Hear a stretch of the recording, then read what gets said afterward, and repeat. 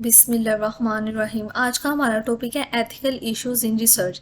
जिस तरह हम साइंटिफिक रिसर्च में भी जब कोई रिसर्च करती है ना तो उसके उसके कुछ रूल्स और प्रिंसिपल्स होते हैं। इसी तरह जब हमने साइकोलॉजी में भी कोई रिसर्च करनी होती है तो उसके कुछ एथिकल इश्यूज होते हैं जिनको हमने फॉलो करना होता है। सबसे पहले रिस्क बेनिफिट रेशियो, यानी कि हमने ऐसी रिसर्च हमने करनी है, इस तरह से रिसर्च कंडक्ट करवानी है कि हम जो पार्टिसिपेंट है ना उसको कोई नुकसान ना पहुंचाएं बल्कि फ़ायदा पहुंचाएं। इनफॉर्म कंसेंट होता है, उसका इजाज़तनामा लेना हमें ज़रूरी होता है।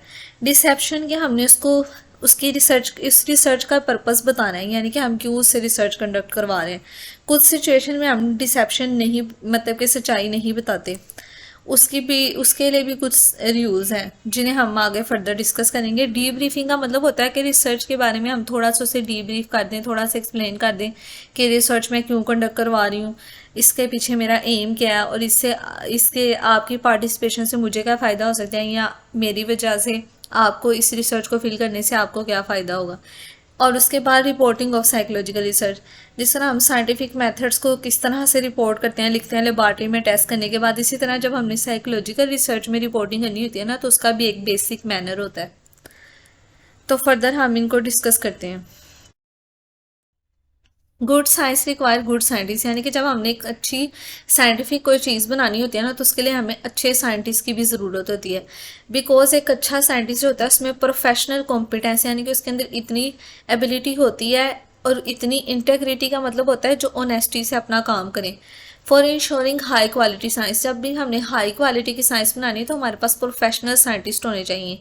Individual scientist and community of scientist, individually भी कोई अपनी रिसर्च कंडक्ट करवा सकता है और इसमें बहुत ज़्यादा साइंटिस्ट मिलकर भी कंडक्ट करवा सकते हैं, जैसे कि प्रोफेशनल ऑर्गेनाइजेशंस हैं, American psychological association and American psychological society. ये एपी और एपीएस सोसाइटीज़ हैं, कम्युनिटीज़ हैं जिनमें बहुत ज़्यादा प्रोफेशनल साइकोलॉजिस्ट जो हैं वो मिलकर काम करते हैं, साइंटिफिक प्रोसेस को मेंटेन करके रखते हैं। ठीक है, जब भी उन्होंने कोई साइंटिफिकली तौर पे कोई चीज़ इंट्रोड्यूस करवानी है तो उन्होंने साइंटिफिकली रिस्पॉन्सिबिलिटी के साथ ये करवानी है।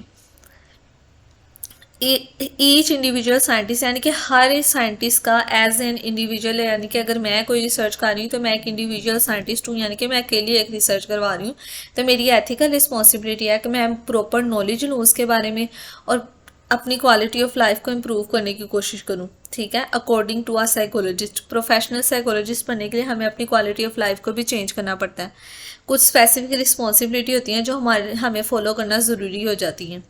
साइंटिस्ट को रिसर्च एक कॉम्पिटेंट मैनर में करनी चाहिए, रिजल्ट्स को एक्यूरेटली रिपोर्ट करना चाहिए। देखें, अगर आपका रिजल्ट अगर ख़राब भी आ रहा है, अगर आप रिजल्ट्स लाना चाहती थी कि वो ज़्यादातर लोग इस बात से मुत्तफिक हैं और अगर वो नहीं भी मुत्तफिक तो आपने गलत लिख दिया है, यानी कि आपने अपने रिजल्ट्स को सही लिखने के लिए उसकी वो रिसर्च का पर्पज़ ही ख़त्म कर दिया, यानी कि आपने चीटिंग की है।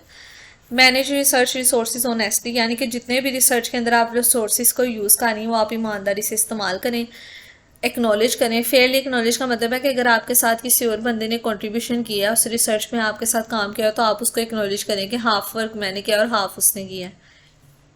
साइंटिफिक कम्युनिकेशंस में जो लोग आपके साथ अपने आइडियाज़ कंट्रीब्यूट कर रहे हैं, अपने टाइम को कंट्रीब्यूट कर रहे हैं, अपना एफर्ट लगा रहे हैं, उनको आप एक्नॉलेज लाजमी करें। उसके अलावा उस सोसाइटी में जिसमें रहकर आप रिसर्च कर रहे हैं आपकी रिसर्च की वजह से उधर उस सोसाइटी में कोई बुरे हालात तो नहीं हो रहे। कॉन्सिक्वेंसेस का मतलब है कोई ऐसे हालात तो आप पैदा नहीं कर रहे जो उनके लिए हार्मफुल हों, उसका भी आपने ख्याल रखना है। उसके अलावा सोसाइटल कंसर्न्स, यानी कि उस सोसाइटी के जो कंसर्न्स हैं आपने उसको पब्लिकली करना है। ठीक है, ताकि आप लोगों को साइंटिस्ट का नॉलेज भी बढ़ सके और एक्सपर्टाइज अगर आपने हासिल करनी है। ठीक है ना, एक्सपर्टाइज का मतलब इस सेंस में ये कह रहे हैं कि जैसे अगर कोई सोसाइटी के कंसर्न्स हैं आपने उनको मोटिवेट करना है कि वो पब्लिकली तौर पे किस तरह अपनी आवाज़ उठा सकते हैं, किस तरह आप जाकर अपने लिए स्टैंड ले सकते हैं, अपनी लाइफ को कैसे बेटर बना सकते हैं, क्योंकि साइकोलॉजी में हम डेली लाइफ या डेली एक्सपीरियंसेस की बात करते हैं। एथिकल इश्यूज जब भी हमने रिसर्च स्टार्ट करवानी है उससे पहले हमने क्या करना है कि सबसे पहले हमने कोई भी स्टडी कंडक्ट करवाने से पहले ये देखना है the proposed research. Proposed research का मतलब है कि आप क्या रिसर्च कर रहे हैं, उसको आपने रिव्यू करना है, देखना है कि जितने भी एथिकल स्टैंडर्ड्स हैं 5 जो हमने ऊपर डिस्कस किए हैं वो 5 एथिकल स्टैंडर्ड्स क्या ये पूरी कर रही है रिसर्च मेरी, इन 5 स्टैंडर्ड्स पे पूरी उतर रही है। उसके बाद इंटरनेशनल रिव्यू बोर्ड्स बनाए गए हैं। ये एक कमेटी होती है जो हमारे साइकोलॉजिकल प्रोसेस प्रोजेक्ट जो होते हैं या रिसर्च को होती है उसको रिव्यू करती है, एक बार देख लिया। जैसे हम क्लास में कोई काम करते हैं तो टीचर एक बार रिव्यू करता है, इसी तरह हम जब कोई साइकोलॉजिकल रिसर्च करते हैं ना तो उसमें एक कमेटी IRB जो उसको रिव्यू करती है और देखती है कि हमने क्या इंसान जिन पार्टिसिपेंट्स पर हम ये रिसर्च करने जा रहे हैं कि हमने उनके राइट्स का ख्याल रखा है या यानी कि ये रिसर्च उनके फलाह बहबूद के लिए अच्छी है या बुरी है। उसके अलावा एक IACUC's रिव्यू रिसर्च कमेटी है जिसे इंस्टीट्यूशनल एनिमल केयर और यूज़ कमेटीज़ का नाम दिया जाता है। इसमें हम ये कमेटी एनिमल्स के लिए बनाई गई है जिसमें ये इस बात की श्योरिटी दी जाती है कि एनिमल्स को भी ह्यूमनली ट्रीट किया जाए। ये ना हो कि एनिमल्स को पकड़ा और जिस तरह मर्जी काट रहे हैं, जो मर्जी खा रहे हैं। कुछ उसके भी एथिकल इश्यूज हैं कि आप एनिमल्स को अपनी रिसर्च में यूज़ कर भी सकते हैं नहीं, और किस तरह से कर सकते हैं। सबसे पहला पॉइंट था हमारा the risk benefit ratio. Risk benefit ratio में सबसे पहले ये सवाल पूछा था इज़ इट वर्थ इट, यानी कि जो आप रिसर्च कर रहे हैं क्या इसका कोई फ़ायदा है भी या नहीं। इसके कोई मैथमेटिकल रेशो में आंसर्स नहीं आते। रिस्क बेनिफिट रेशो के आंसर्स मैथमेटिकली फॉर्म में नहीं आते 1 2 3 4। ये एक सब्जेक्टिव एवेल्युएशन होती है। सब्जेक्टिव एवेल्युएशन का मतलब है कि मैं आपकी फीलिंग्स या आपकी जो वर्ड्स है ना उसकी बिना पर आपकी इवेल्युएशन करूँ, या आपने जो वर्ड्स यूज़ किए हैं अपनी रिसर्च में मैं देखूँ, सब्जेक्टिवली इवेल्युएट करके देखूँ कि इससे इंसान की कोई इंसान हर्ट तो नहीं होगा, इससे किसी इंसान की जो फिजिकल या मेंटल हेल्थ है वो डिस्टर्ब तो नहीं होगी। यानी कि मैंने रिस्क और बेनिफिट्स इंडिविजुअल पे भी देखने हैं, पार्टिसिपेंट्स पे, और ये मैंने चेक करना है कि अगर एक अकेला पार्टिसिपेंट वो फिल कर रहा है तो उस पर क्या इसके इफेक्ट्स आएंगे, और अगर पूरी सोसाइटी पे हम वो रिजल्ट जनरलाइज कर रहे हैं तो क्या उसका क्या ड्रॉबैक आएगा। मैंने ये भी देखना है कि क्या इस रिसर्च को करने से जो रिस्क हैं वो ज़्यादा हैं और बेनिफिट्स कम है, यानी कि रिसर्च कंडक्ट अगर हम करवा भी दें तो इसके ज़्यादा खतरे हैं और इसके फ़वाइद कम हैं। अगर इसके खतरे ज़्यादा हो जाएं फ़वाइद की निस्बत, ठीक है, if risk outweigh the potential benefit, यानी कि बेनिफिट कम हो और रिस्क ज़्यादा हो, तो फिर IRB जो होता है इंटरनेशनल रिव्यू बोर्ड जो कमेटी है वो उस रिसर्च को अप्रूव नहीं करता, वो रिजेक्ट कर देता है। जिस रिसर्च के बेनिफिट ज़्यादा हो और रिस्क कम हो IRB सिर्फ उसी रिसर्च को अप्रूव करता है। सबसे बेसिक चीज़ हमने 3 देखनी होती है एक रिसर्च में। एक तो नेचर ऑफ द रिस्क, यानी कि रिस्क किस तरह का आ रहा है, ठीक है ना। रिस्क की भी डिफरेंट टाइप्स होती हैं, फिजिकल भी हो सकता है, मेंटल भी हो सकता है, इमोशनल भी हो सकता है, साइकोलॉजिकल भी हो सकता है, सोशल भी हो सकता है। उसके अलावा magnitude of the probable benefit to the participant, और हमने ये अंदाज़ा लगाना है, मैग्नीट्यूड का मतलब है हमने ये अंदाज़ा लगाना है कि किस हद तक ये रिसर्च जो है एक पार्टिसिपेंट को जो मेरी रिसर्च में शामिल हो रहा है, काम कर रहा है, उसको कितना फ़ायदा पहुँचाएगी। As well as potential and scientific value of the research, और इस रिसर्च की साइंटिफिकली तौर पर कितनी वैल्यू होगी। अगर मैं ये रिसर्च पब्लिश करवानी तो इसका क्या फ़ायदा होगा। सबसे पहले डिटर्मिनिंग रिस्क। हम पोटेंशियल रिस्क जब भी हम कोई साइकोलॉजिकल रिस्क रिसर्च करते हैं तो उसमें हम देखते हैं कि इस रिसर्च से उस इंसान को कोई फिजिकली तौर पर इंजरी तो नहीं होगी। यानी कि कुछ एक्सपेरिमेंट्स ऐसे होते हैं जिनमें हम उन्हें इलेक्ट्रिक शॉक वगैरह लगाते हैं तो उससे उन्हें फिजिकली तौर पर अगर कोई डैमेज हो रहा है तो फिर हम उनको वो शॉक नहीं दे सकते। सोशल इंजरी, सोशली तौर पर, यानी कि अगर हम उसकी कोई इन्फॉर्मेशन लीक आउट कर दें तो क्या वो घर से बाहर जाना छोड़ देगा, यानी कि हमने उसको एम्बेरसमेंट में ले आए, किसी को हमने उसका राज बता दिया।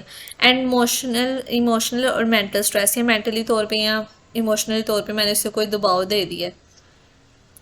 रिस्क को हमने देखना है in terms of potential participant everyday activities, यानी कि पोटेंशियल पार्टिसिपेंट एवरीडे एक्टिविटी के वो पार्टिसिपेंट जो मेरी रिसर्च में, जितने भी लोग मेरी रिसर्च में शामिल होंगे वो मेरे लिए पार्टिसिपेंट होंगे, चाहे वो 1 है, 2 है या 4 है।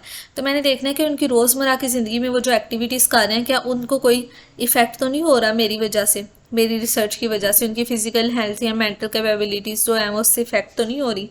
रिसर्चर ने पार्टिसिपेंट्स के करैक्टरिस्टिक्स भी देखने होते हैं, और ताकि वो उनके करैक्टरिस्टिक के अकॉर्डिंग देख सके कि उनको किस किस्म का रिस्क हो सकता है, ठीक है ना।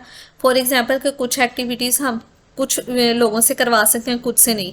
मिसाल के तौर पे कि अगर मैं किसी को कहूँ कि वो तेज़ी से सीढ़ियों से भाग कर आए तो उसकी हार्ट रेट कितना तेज़ हो जाएगा। तो इस तरह के ये जो टास्क है ना, हमने पहले ही बताया कि एवरीडे एक्टिविटीज़ हमने हर पार्टिसिपेंट्स की असेस करनी है कि हमारी उसकी रोज़मर्रा की एक्टिविटीज़ में अगर हम उससे कोई ऐसा काम करवा रहे हैं उसकी वजह से कहीं उसकी सेहत पर या उसको मेंटली तौर पर हम कोई स्ट्रेस तो नहीं दे रहे, उसको उसकी हेल्थ इफेक्ट तो नहीं हो रही हमारी वजह से।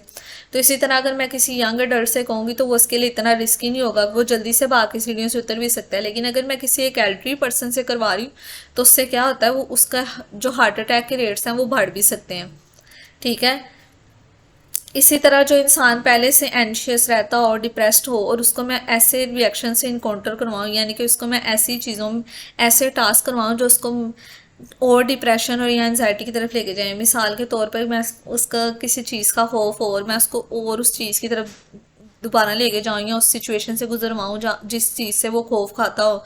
तो उससे क्या होगा कि उसको मैं मेंटली तौर पे यानी कि साइकोलॉजिकली तौर पे उसको मैं हार्म पहुंचा रही हूँ, तो ये मैंने नहीं करना। ठीक है। तो जब भी हमने किसी पार्टिसिपेंट्स पे रिसर्च करनी है, फॉर एग्जांपल अगर आप स्टूडेंट्स पे भी रिसर्च कर रहे हो तो आपने कोई ऐसी रिसर्च नहीं करनी है, आपने कोई ऐसी आइटम्स ऐसे सवाल उनसे नहीं पूछने जिससे उनकी फीलिंग्स या फिर उनकी इमोशनल या मेंटल या फिजिकल कोई भी जो है इंजरी उन्हें हो या स्ट्रेस हो। फॉर एग्जाम्पल उसने कहा कि अगर हम किसी पार्टिसिपेंट की पर्सनल इन्फॉर्मेशन किसी को रिवील कर दे तो हम सोशल रिस्क कर रहे हैं, सोशल इंजरी उसको पहुंचा रहे हैं, क्योंकि एम्बेरसमेंट उसको फील होना स्टार्ट हो जाती है। देखो ना, अगर हम उसकी पर्सनल इन्फॉर्मेशन ले रहे हैं रिसर्च में, हम उससे उसकी इंटेलिजेंस चेक कर रहे हैं, उसकी पर्सनैलिटी ट्रेट्स देख रहे हैं कि वो एक इंट्रोवर्ट बंदा है या एक्सट्रावर्ट बंदा है, वो सियासत पॉलिटिकल अफेयर्स में किसको ज़्यादा सपोर्ट कर रहा है, सोशली तौर पे वो कैसा है, उसके रिलीजियस बिलीफ कैसे हैं, यानी कि वो एक क्रिश्चियन है लेकिन उसने ये बात छुपाई है सोसाइटी में। तो अगर हमने उसकी ये इन्फॉर्मेशन किसी दूसरे बंदे को बता दी है या उसके टीचर्स को बता दी है या उसके ऑफिस में जो लोग काम करते हैं या उनके दोस्तों को बता दिया, उसकी कॉन्फिडेंशियलिटी मेंटेन नहीं रखी, तो इसकी वजह से क्या हम उसे सोशली तौर पर इंजर कर रहे हैं। सोशल इंजरी होता है कि हम उसके जो सराउंडिंग इन्वायरमेंट में जो लोग रहते हैं उसको इफ़ेक्ट करें। ठीक है। मिनिमल रिस्क का मतलब है कि कम से कम हार्म हमने पार्टिसिपेंट को पहुंचाना है, कम से कम पार्टिसिपेंट जो है वो डिस्कम्फर्ट फील करें रिसर्च में। इतना ज़्यादा नहीं होना चाहिए कि हमारी जो रिसर्च है थोड़ा बहुत हमारी रिसर्च का उसकी जहनीत पर असर आता है। देखो ना, हम किसी से कोई चीज़ फील करवा रहे हैं, थोड़ा बहुत अगर हम उसको फीडबैक बताते हैं ना कि तुम ऐसे हो, तो थोड़ा बहुत वो असर लेता है। लेकिन हमने इतना ज़्यादा उसको नहीं हार्म पहुंचाना या डिस्कम्फर्ट फील करवाना, इतनी ज़्यादा हमने उसको स्ट्रेस नहीं देना कि उसकी डेली लाइफ की एक्टिविटीज़ भी इफेक्ट हों उसकी वजह से। क्योंकि बाद साइकोलॉजिकल टेस्ट ऐसे होते हैं जिनकी असेसमेंट से हम उसकी काफ़ी हद तक पर्सनैलिटी असेस कर लेते हैं। तो उसकी पर्सनैलिटी असेस करने की वजह से अगर उसको कोई हार्म पहुंच रहा है तो हमने उससे बचाने की कोशिश करनी है। डीलिंग विद रिस्क, रिस्क से हम कैसे डील कर सकते हैं कि हमने कम से कम उसको जो है रिस्क जो हमारी रिसर्च से उसको किसी किस्म का ख़तरा हो सकता है उससे हमने उसे बचाने की कोशिश करनी है। उसके लिए हमें और ज़्यादा सेफ गार्ड्स की ज़रूरत पड़ेगी। सोशल रिस्क से बचाने के लिए हमने क्या करना है कि इन्फॉर्मेशन जो होती है एनोनिमस लेनी चाहिए, थोड़ी बहुत ले ली, थोड़ी बहुत ना ली। और अगर हमने उसके एक्यूरेटली इन्फॉर्मेशन लेनी है जो हमारी रिसर्च के लिए ज़रूरी है, रिसर्च पर्पस को फुलफिल करने के लिए, तो फिर हमने उसकी कॉन्फिडेंशियलिटी को मेंटेन रख के उसको रिस्क से बचा सकते हैं। यानी कि उसको किसी किस्म की सोशल इंजरी से या फिर अगर कोई फिजिकल उसके अंदर डिसेबिलिटी और उसने लोगों से छुपाई है तो उसे भी हम अगर किसी को बता देंगे, कॉन्फिडेंशियलिटी को मेंटेन नहीं रखेंगे, तो फिर हम उसको हार्म पहुंचा रहे हैं। नेक्स्ट है inform consent. Second, inform consent होता है persons explicitly expressed willingness. Explicitly का मतलब होता है ज़ाहरी तौर पे, जैसे कि मैं ज़ाहरी तौर पर अपनी इजहार कर रही हूँ। एक्सप्रेस्ड विलिंगनेस का मतलब होता है कि मैं खुशी से पार्टिसिपेट करना चाह रही हूँ किसी रिसर्च प्रोजेक्ट में, तो मैं ज़ाहरी तौर पर एक्सप्रेस करके बता रही हूँ कि मैं विलिंग हूँ कि मैं इस रिसर्च में पार्टिसिपेट करना चाहती हूँ। और on a clear understanding of the nature of research, यानी कि मुझे प्रॉपर तौर पर पता है कि मैं इस रिसर्च का मकसद क्या है। ठीक है। Of the consequences for not participating, और अगर मैं इस रिसर्च में पार्टिसिपेट नहीं करना चाहती तो उसकी क्या वजूहत हैं। वो सारे फैक्टर्स जो हैं जो एक पर्सन की विलिंगनेस को कि वो पार्टिसिपेट करे विलिंगली, जो भी फैक्टर्स उसको इन्फ्लुएंस करते हैं वो सारे मैंने इन्फॉर्म कंसेंट में बताने हैं। इन्फॉर्म कंसेंट एक टाइप का सोशल कॉन्ट्रैक्ट होता है। जैसे कि मैं किसी बंदे के पास रिसर्च कंडक्ट करवाने के लिए गई, मैंने उसे कहा कि आप मेरी रिसर्च में पार्टिसिपेट करना चाहते हैं, तो वो मेरे और उसके दरमियान एक कॉन्ट्रैक्ट बन जाता है, जिस तरह हम कंपनीज में कॉन्ट्रैक्ट करते हैं। तो इस तरह हमने रिसर्चर और पार्टिसिपेंट्स में भी एक कॉन्ट्रैक्ट होता है जिसे हम इनफॉर्म कंसेंट का नाम देते हैं, जिसमें आप पूछते हैं कि if you want to participate in my research voluntarily any, मतलब कि अगर आपको कोई भी मसला है तो आप इस रिसर्च से वो उसी टाइम वो रिसर्च को छोड़ भी सकते हैं, स्किप भी कर सकते हैं। ठीक है। रिसर्चर्स आर एथिकली ओब्लिगेटेड, यानी कि रिसर्चर को एथिकली तौर पे यानी कि रूल्स के अकॉर्डिंग रिसर्चर्स को ये तलकीन की जाती है कि वो रिसर्च का प्रोसीजर जो है वो क्लियरली तौर पे बताएं पार्टिसिपेंट को। उसके बाद उसे कहेंगे अगर आप पार्टिसिपेट करना चाहते हैं तो आप कर सकते हैं, अदरवाइज हम आपको फोर्स नहीं करेंगे। और जो भी क्वेश्चन वो रिसर्च के बारे में पार्टिसिपेंट आपको पूछेगा, यू हैव टू आंसर, आपने उसको जवाब देना है। आपने उस पार्टिसिपेंट को ये भी बताना है कि आप किसी भी टाइम विदड्रॉ कर सकते हो, किसी टाइम भी आप छोड़ सकते हो विदाउट एनी पेनल्टीज, यानी कि आपको कोई सज़ा या कोई जुर्माना नहीं किया जाएगा। आपने किसी भी इंडिविजुअल को प्रेशराइज नहीं करना कि वो आपकी रिसर्च में पार्टिसिपेट करे ही करे। उसके अलावा आपने उसको ये रिसर्च पार्टिसिपेंट को ये तलकीन करनी है एथिकली तौर पे, आपने कहना है ये एक रूल है कि उसने रिसर्च में अप्रोप्रिएटली बिहेव करना है, यानी कि जो भी मैं इससे बातें पूछ रही हूँ उसने सही सही बतानी है, चीटिंग नहीं करनी, लॉइंग नहीं करना, या उस जो रिसर्चर है उसको किसी फ्रॉडुलेंट बिहेवियर में इंगेज नहीं करना, यानी कि उसमें उसको मगन नहीं करना। जैसे क्रिमिनल्स जो होते हैं वो जो फोरेंसिक डिपार्टमेंट के जो उनसे ट्रायल ले रहे होते हैं उनसे सारी सच्चाई पूछ रहे होते हैं, वो फ्रॉडीलेंट बिहेवियर यूज़ करते हैं, उनको किसी और झूठी बात में इंगेज करने की कोशिश करते हैं, किसी किस्म का वो उसको फ्रॉडुलेंट बिहेवियर में इंगेज करने की कोशिश करेंगे। वो कहेंगे कि नहीं मैंने तो ऐसा किया नहीं है, तो इस तरह के काम नहीं करने। इनफॉर्म कंसेंट, अगर आप किसी बच्चे से रिसर्च करवा रहे हो या किसी ऐसे पर्सन से रिसर्च कंडक्ट करवा रहे हो जो डिसेबल्ड है या जो बोल नहीं सकता है, या कोई बच्चा है जो रिसर्च इनफॉर्म कंसेंट पढ़ नहीं सकता, तो आपने इसके लीगल गार्डियन से लेनी है इनफॉर्म कंसेंट। ठीक है। रिसर्चर जो है वो उसको आईआरबी के साथ भी कंसल्ट करना चाहिए कि इनफॉर्म कंसेंट में इसने कौन सी बातें बतानी भी हैं और कौन सी नहीं बतानी, क्योंकि बाज़ औक़ात अगर हम पहले रिसर्च का पर्पस बता देते हैं, कुछ रिसर्चेज होती हैं जो जिनमें हमें प्योर रिस्पॉन्स चाहिए होता है, लेकिन अगर हम उनको रिसर्च का पर्पस बता दें, जैसे हम बता दें कि हम देखना चाहते हैं कि आप नॉर्मल सेटिंग में कैसे बिहेव करते हो, तो वो फ़ौरन से अपना बिहेवियर चेंज कर लेते हैं।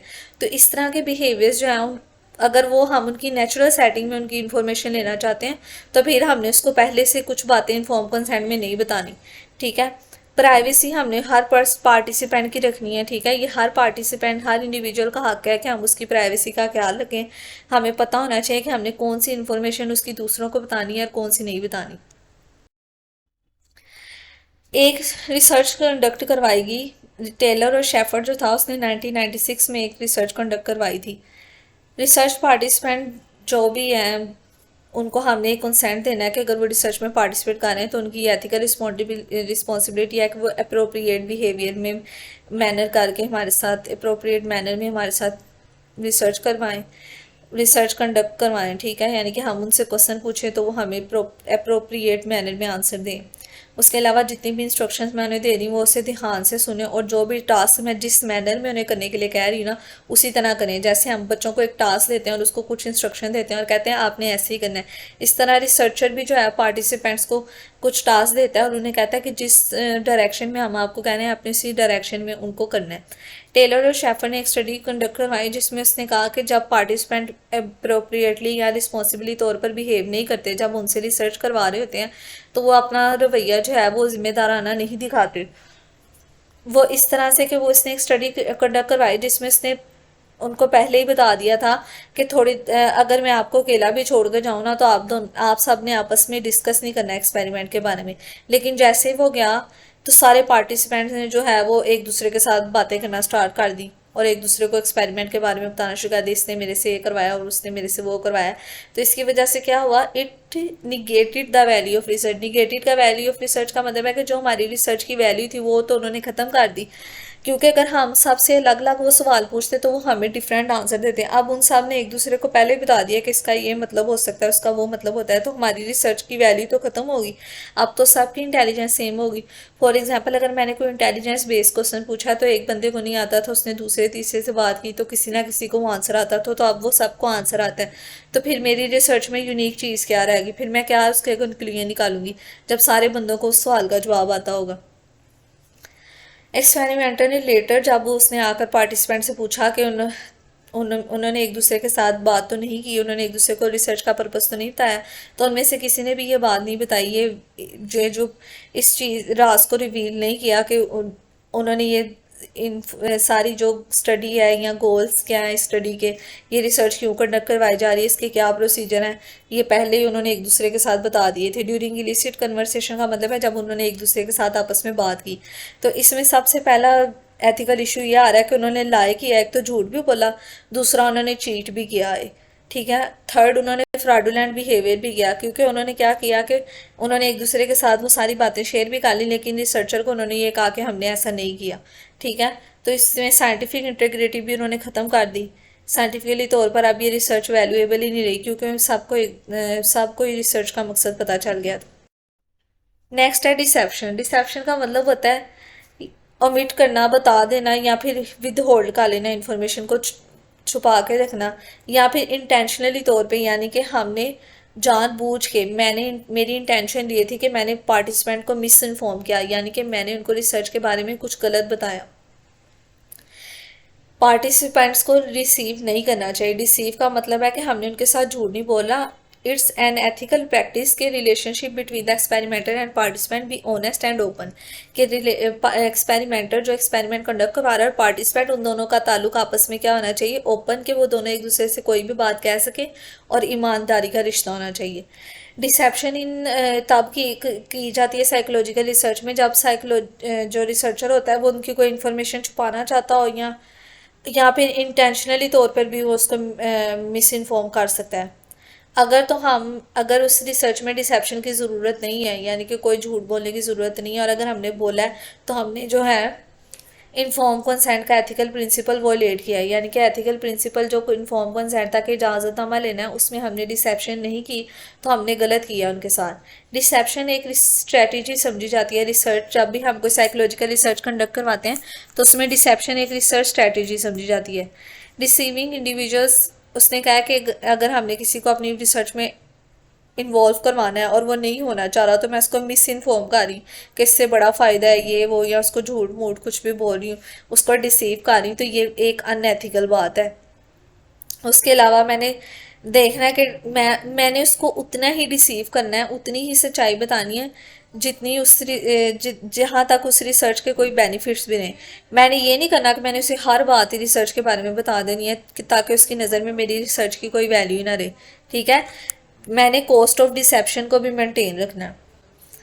इन एथिक्स कोड में ये कहा गया कि साइकोलॉजिस्ट उन पार्टिसिपेंट को रिसीव नहीं कर सकते अगर मेरी रिसर्च को कोई बहुत ही सेंसिटिव टॉपिक पे है, जैसे कि मैं उनकी कोई सेक्सुअल डिज़ायर्स को या नीड्स को मैयर करना चाह रही हूँ, और इस सूरत में मैंने उनको रिसर्च का मकसद नहीं बताना, क्योंकि वो अपना बिहेवियर चेंज कर लेंगे। और दूसरा, इसकी वजह से कोई भी ऐसी बात जो मेरी रिसर्च में ऐसी मैंने क्वेश्चनर यूज़ किया है जिसकी वजह से उनको फिजिकली तौर पर कोई पेन हो रही है, यानी कि अगर वो आइटम्स पढ़ के उनके सर में दर्द हो रही है, दिल में दर्द हो रही है, या फिर कोई इमोशनली तौर पे मैंने उनको हार्म पहुंचाया है, तो वो वाली डिसेप्शन मैंने नहीं करनी, यानी कि वो सच्चाई मैंने अपनी रिसर्च में या अपने इन्फॉर्म कंसेंट में उनको नहीं बतानी।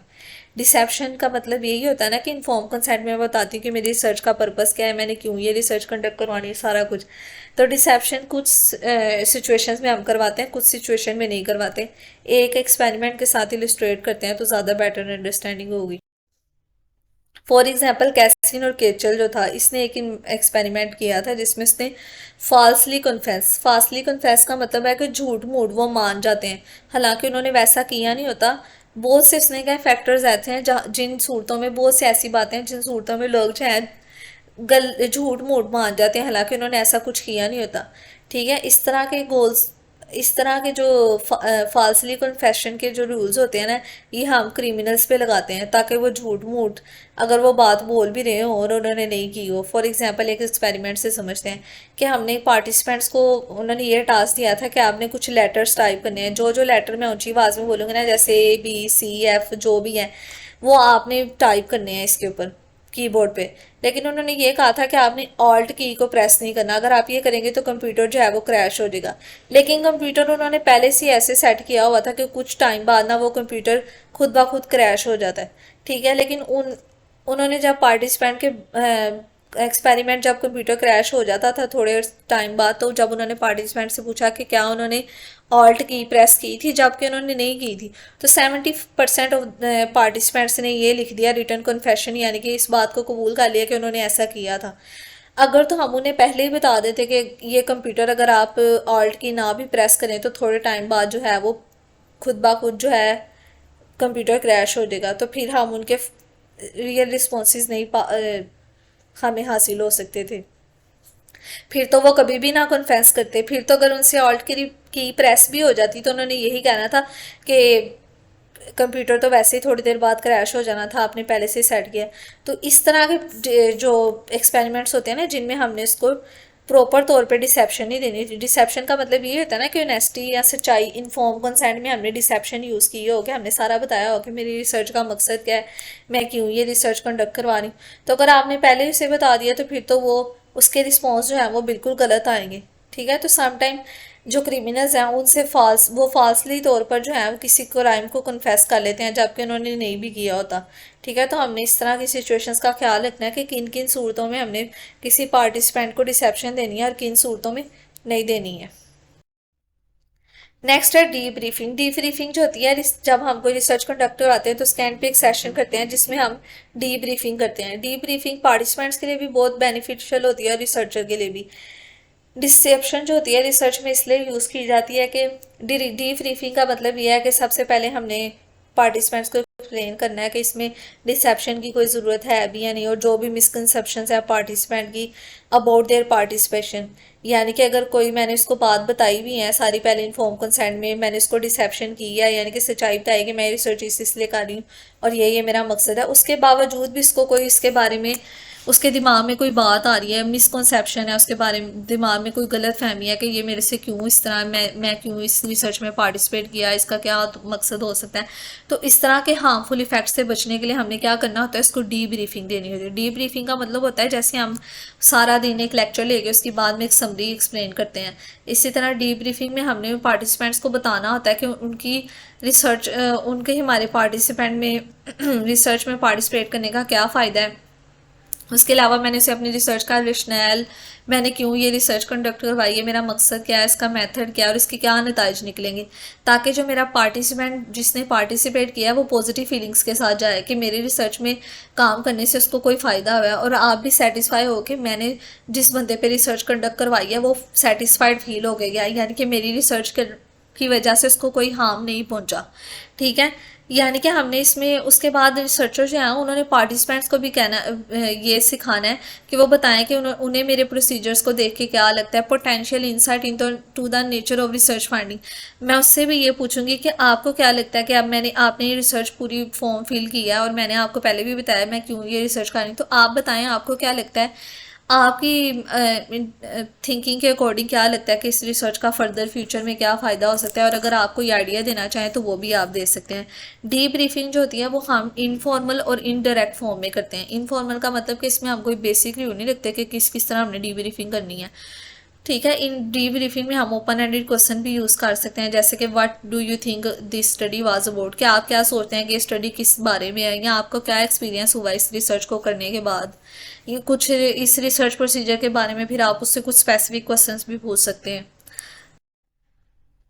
फॉर एग्जांपल उसने कहा कि जब हम ऑनलाइन रिसर्च सेटिंग में कोई रिसर्च करवाते हैं तो उसमें डीब्रीफिंग बहुत ज़्यादा डिफिकल्ट होती है। इसके लिए हम क्या कर सकते हैं कि अगर वो पार्टिसिपेंट किसी भी जगह पर वो रिसर्च को विड्रॉ करने की कोशिश करे तो उस सेंस में हम पहले से डीब्रीफिंग का एक पेज ऑटोमेटिकली उसके अंदर अटैच कर दें कि जैसे वो इंसान स्किप करे फ़ौरन से वो डीब्रीफिंग का पेज ओपन हो जाए, ताकि उसे पता चले, ताकि वो उसमें अपना फीडबैक लिख सके कि उसने ये रिसर्च को क्यों स्किप किया। यानी कि बिकॉज हम जब फिजिकली तौर पे रिसर्च करवा रहे होते हैं तो कहीं पर वो कहे कि बस मैंने यहाँ से आगे नहीं फॉर्म फिल करना, तो हम उससे वजह पूछ सकते हैं, डी ब्रीफिंग करवा सकते हैं उससे। लेकिन अगर हम किसी ऑनलाइन रिसर्च में करवाना है तो फिर हम कैसे उससे करवाएंगे, उसमें हमने ऑटोमेटिकली एक पेज जनरेट करना है जिसमें हमने उससे कुछ क्वेश्चन लिखे होंगे कि why you leave this study, या इस तरह के कुछ सवाल हम पूछ सकते हैं। ठीक है, उसके अलावा इंटरनेट स्टडी में तो हम पोस्ट डीब्रीफिंग मटेरियल कर सकते हैं कि वेबसाइट पे हम वो चीज़ एंटर कर दें और उसके बाद जो न्यू रिजल्ट्स हमारे पास आते हैं उस मटेरियल के अकॉर्डिंग हम अपने रिसर्च फॉर्म जो है उसको अपडेट करते रहें कि ये चीज़ें हमने नहीं ऐड करनी, क्योंकि इससे लोग जो है हार्म उनको पहुँच रहा है। तो हम अपनी रिसर्च को वो अपडेट कर सकते हैं, यानी कि चेंजिंग ला सकते हैं उसके अंदर। उसके अलावा अगर कोई इंसान स्टडी कंप्लीट कर रहा है तो उसके एंड पे भी हम एक रिपोर्ट के लिए पेज अटैच कर देते हैं जिसमें उनकी ईमेल होती है और हम उन्हें कहते हैं कि समराइज़ करें कि इस स्टडी से आपको क्या फ़वाइद पहुँचे हैं, आपने कितना बेटर इसको अंडरस्टैंड किया है, आपको क्या लगता है कि हमारे इस स्टडी के क्या गोल हो सकते हैं। यानी कि हम उनसे एक ईमेल इसलिए रिक्वायर करेंगे ताकि एडिशनल सिक्योरिटी हो जाए, ताकि हम उनकी कॉन्फिडेंशियलिटी को मेंटेन रख सकें, ठीक है, ताकि जो हमारा फीडबैक हो हम फिर उसी पार्टिसिपेंट को उसकी मेल के थ्रू सेंड कर दें। बिकॉज बाज़ औक़ात पार्टिसिपेंट्स कहते हैं कि बताएं हमारे क्या रिजल्ट्स आए हैं, हमें इससे क्या फ़ायदा होगा, तो उसमें हमने उनको फिर एक फ़ीडबैक भी देना होता है। ये इट्स आवर एथिकल रिस्पॉन्सिबिलिटी कि हम उस पार्टिसिपेंट को उसकी इन्फॉर्मेशन के बारे में बता सकते हैं कि हमने आपके ऊपर ये टेस्ट लगाया तो आपकी पर्सनैलिटी इस तरह की है, लेकिन हमने दूसरे लोगों को उस बारे में नहीं बताना, ठीक है, जब तक वो हमें खुद नहीं कहेगा। रिसर्च विद एनिमल्स, जब हमने एनिमल्स के साथ रिसर्च करनी है तो हमने ये देखना है कि एनिमल्स की रिसर्च सिर्फ हम उस सूरत में कर सकते हैं जिससे हम ह्यूमंस को बेनिफिट पहुंचा सकें। फॉर एग्जांपल कि हम एनिमल्स पर रिसर्च करें ताकि हम कुछ डिजीज़ को क्योर कर सकें, तो उसके लिए पहले हम एनिमल्स पे वो मेडिकेशन या कोई भी वैक्सीनेशन हम यूज़ करते हैं, ताकि बिकॉज इंसानों के साथ एथिकली तौर पर हम नहीं इस तरह के एक्सपेरिमेंट कर सकते, तो इसलिए हम एनिमल्स पे भी कर रहे हैं तो उसके भी कुछ रूल्स होने चाहिए हमारे पास जिसके अकॉर्डिंग हमने करना है। रिसर्चर्स को एथिकली तौर पर ये उनसे गुजारिश, ऑब्लिगेटेड का मतलब होता है कि एथिकली तौर पे उनसे ये गुजारिश की जाती है कि वो केयर से या फिर जिन एनिमल्स को वो यूज़ कर रहे हैं उसके अकॉर्डिंग वो कुछ करंट फेडरल, स्टेट या local laws and regulation with professional standards, ये लॉज हैं और रेगुलेशंस हैं जो फेडरल स्टेट ने बनाए हैं, उसके अकॉर्डिंग हम उन जानवरों के साथ डील कर सकते हैं। उसने क्या, एनिमल्स को रिसर्च में यूज़ करने से बहुत कॉम्प्लेक्स इश्यूज अराइज होते हैं और ये बात अभी तक इस बात पे बहुत डिबेट होती है कि एनिमल्स को रिसर्च में यूज़ किया जाए या ना किया जाए। लास्ट है रिपोर्टिंग ऑफ साइकोलॉजिकल रिसर्च के, जब हमने अपनी पूरी रिसर्च कंडक्ट करवा ली हो तो हमने इसकी रिपोर्टिंग किस तरह से करनी है। तो इन्वेस्टिगेटर्स जो रिसर्च करते हैं वो कम्युनिकेट कैसे कर सकते हैं अपनी रिसर्च फाइंडिंग्स को। कुछ साइंटिफिक जर्नल्स हैं जिसमें APA कोड ऑफ एथिक्स के अकॉर्डिंग कुछ प्रोसेस बताया गया है।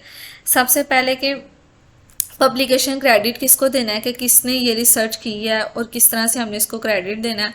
उसके बाद उस रिसर्च का हम स्कॉलरली कंट्रीब्यूशन किया है, यानी कि उस रिसर्च की कितनी अहमियत है, वो फर्दर फ्यूचर यूज़ के लिए कितनी अच्छी होगी। जैसे अगर कोई मेडिकेशन इंट्रोड्यूस कराई जाती तो बताया जाता है कि फ्यूचर में इसका क्या यूज़ हो सकता है। उसके अलावा प्रॉपर साइटेशन और रेफरेंसेस दी जाएँ, ठीक है, यानी कि जिस पर्सन का भी आपने काम उसके अंदर, क्योंकि आप अकेले एक रिसर्च कंडक्ट नहीं करवा सकते, you need a lot of team या professional psychologist to complete your work. तो उसके लिए आपको उनकी प्रॉपर साइटेशन यानी कि आपको रेफरेंस देना पड़ता है कि इस बंदे ने की इतनी लाइन आपने ऐड की है। अगर तो आप ऐसा करेंगे तो इसका मतलब है प्लेजरिज्म का मतलब है कि आप चीट कर रहे हैं, कि आप किसी और का काम यूज़ करके खुद को ऑथराइज कर रहे हैं कि ये काम मैंने किया है। इसलिए आपको प्रॉपर साइटेशन, कोटेशन मार्क्स जिस तरह आपने डायरेक्टली सोर्स से लिया है ना, उसी तरह आपने उसको पेस्ट करना है। आपने कोई सेकेंडरी सोर्स नहीं यूज़ करना जब तक आपके पास एक ओरिजिनल सोर्स ना हो।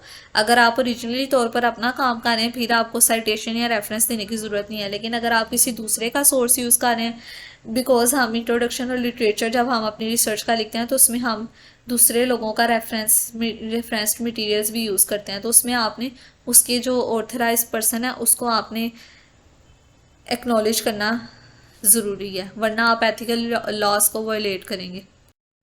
Thanks for further videos, subscribe my YouTube channel and any queries you can ask me in the comment section. जज़ाकल्लाह।